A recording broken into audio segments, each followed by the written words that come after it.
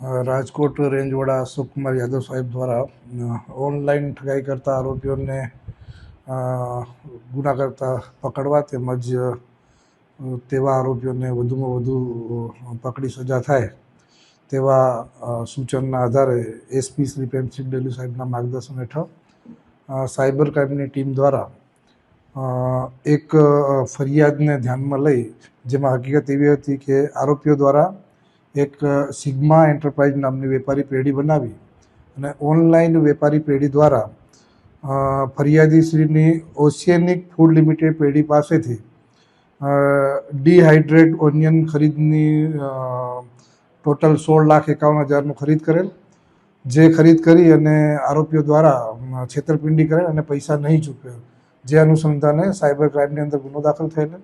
Cyber crime PI દ્વારા આ ગુના અનુસંધાને તલસ્પર્શી તપાસ કરતા આ કામે 3 આરોપીઓને ધરપકડ કરવામાં આવેલી છે.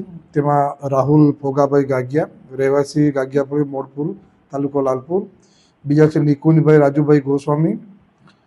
ત્રીજા છે વિજયભાઈ રામજીભાઈ પરમાર. એમ 3 આરોપીઓની ધરપકડ હાલ કરેલ છે અને આ કામની તપાસ હાલ સાયબર ક્રાઇમ પીઆઈ ચલાવી રહેલ છે અને રિકવરીની પ્રોસેસ ચાલુ છે.